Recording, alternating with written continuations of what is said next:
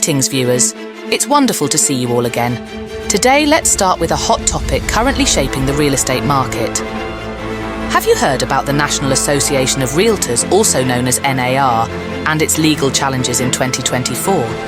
For those unfamiliar, NAR is a major American trade association representing real estate professionals across various sectors. This influential organization sets guidelines on how its members should list and sell properties. Don't miss any part of today's discussion. It's packed with vital insights that could make or break your success in real estate investing. Watch closely, perhaps even twice, to fully capture the lucrative opportunities we're about to explore.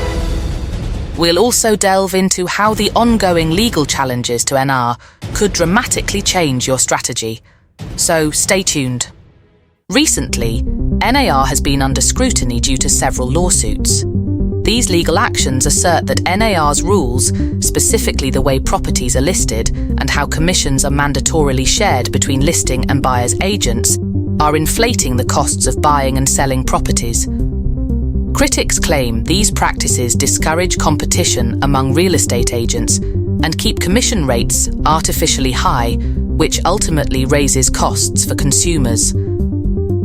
Understanding these developments is essential as we delve deeper into how they might impact your ability to flip land effectively and affordably. For a clearer understanding, let's use a simple analogy. Imagine you're shopping for a car, and there's a rule that you can only buy from certain dealers who must charge a fixed fee, split between the dealer who shows you the car and the one who owns the dealership. This keeps prices high as every dealer gets a cut regardless of the deal you secure. What if this rule was challenged, allowing any dealer to sell the car at competitive prices without needing to share their fee? How do you think this would affect car prices and customer satisfaction? Suddenly, you'd likely see better deals, more competition, and overall lower prices. That's what's happening in real estate. The legal challenges to NAR's rules are like removing that fixed fee arrangement among dealers, potentially allowing for more flexible pricing and sales strategies. This change could make buying and selling houses more affordable, which is especially beneficial for those looking to flip houses for profit without hefty transaction costs.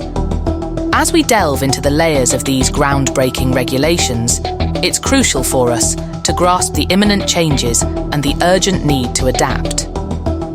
The landscape of real estate is shifting beneath our feet, and for those who aren't ready, the risk of falling behind is very real. Firstly, let's address the new flexibility in commission rates. Traditionally, the steep cost of fixed 6% commissions has been a barrier, deterring many from frequent flipping. Now, with the ability to negotiate commissions, the potential for reduced expenses could make house flipping more accessible and profitable than ever before. However, beware, this new freedom also gives rise to agents who may cling to old, high-rate habits, unless you push for better terms. The increase in competition among real estate agents represents a critical juncture. This could be your moment to secure lower costs, as agents fight harder for your business. Yet, this competition could also trigger a race to the bottom, where the quality of service may decline sharply. Those who can navigate this new competitive arena with both caution and decisiveness will likely reap the biggest rewards. Regarding direct negotiations, this change hands significant power to seasoned flippers who do bulk business. For those who have built strong relationships in the industry, there's a golden opportunity to negotiate unprecedented deals. Yet, for the newcomers or occasional flippers, the challenge has intensified. Without sharp negotiation skills, you might find yourself at a disadvantage, saddled with unfavorable rates and terms. Now, in our previous segment, you learned how to identify and assess the demand for land you wish to flip. This episode is crucial if you're interested in making money through land flipping without actually owning the land. Today, we'll explore a strategy that potentially bypasses traditional brokerage involvement, thereby reducing or eliminating costly commissions. This could be particularly effective in land flipping, where traditional MLS listings and broker interactions are less common. Let's look back at our previous segment where we discussed using digital marketing tools like Facebook ads to gauge interest and attract potential buyers for your land flipping venture. Are you curious about how this can be achieved? Let's revisit our first segment where we discussed using Facebook ads to gauge interest. If you haven't checked it yet, there is a link in the description to a guide on how to demand test the land. It contains all the secrets you need to find the best land to buy or flip. Following up on that interest, what would you do next? The next step involves direct negotiations with the actual landowners. We propose a model where you ask the owner if they are willing to offer seller financing. Have any of you heard of seller financing or perhaps considered it in your own investments? It's a process also known as owner financing, where the seller of the property acts like a bank and provides a loan directly to the buyer. Rather than receiving all the money at once, the seller agrees to sell the property with a small initial payment. The rest of the price will be paid over time through a loan provided by the seller. This approach not only makes it easier for buyers to start owning property, but also offers sellers a steady income from the interest on the loan. Let's clarify this with a simple example.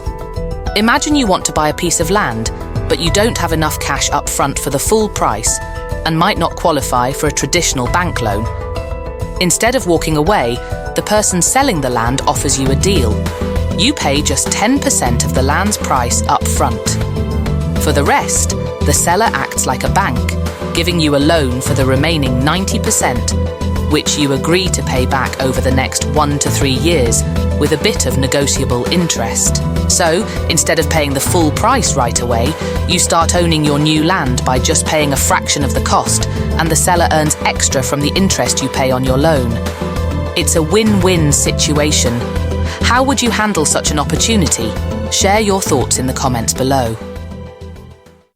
Now that you've grasped the concept of seller financing, let's dive into how we can leverage this strategy to make money without substantial upfront investment. Essentially, you'll be playing the role of a mediator between a potential buyer and the actual landowner, using seller financing to facilitate the transaction and earning a profit through arbitrage. Let's examine a real-life example to see how this strategy can unfold, but also consider the potential pitfalls. In our previous part of the land flipping series, we discussed starting with demand testing on 5 pieces of land.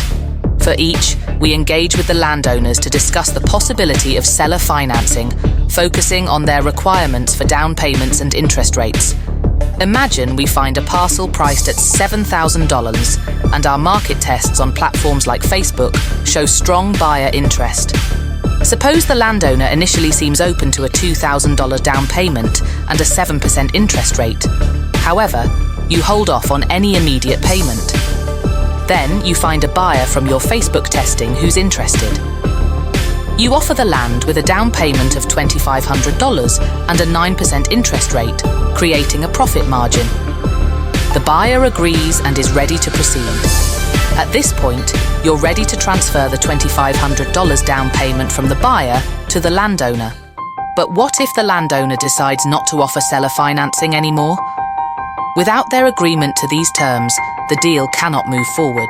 As the intermediary, you have invested time in orchestrating these transactions, creating a scenario that benefits everyone involved. If everything goes according to plan, you stand to make an immediate $500 profit from the down payment difference, and the higher interest rate promises additional ongoing returns. What would your backup plan be if the landowner backs out? Let's discuss some strategies in the comments. To support this, one of the tools at your disposal is the amortization calculator, which can help you plan your finances effectively. Visit www.calculator.net/amortization-calculator.html. This online calculator is a fantastic resource for accurately forecasting your financial obligations. You'll need to input several key figures. Fill in the loan amount, which would be the remaining balance after the down payment, such as $4,500 if the total land cost is $7,000. Now, specify your rate of interest. If you've agreed on a 9% rate with your buyer, just enter that percentage. By calculating these figures, you can determine the monthly payment your buyer would need to make, ensuring you understand the cash flows and can plan accordingly. To help you navigate these negotiations and ensure you're fully prepared, we've compiled all the necessary documentation into a comprehensive file. You'll find everything you need to get started with your land flipping arbitrage. There's a link in the description below where you can download this file and use it to guide your transactions. Remember, like any investment, this process involves risks and demands careful management to ensure that all parties are committed and informed. With the right preparations and resources at your disposal, you can effectively manage these risks and work towards successful outcomes in your land flipping endeavours. What other questions do you have about land flipping that we can help answer? Drop your queries and experiences below and join the discussion.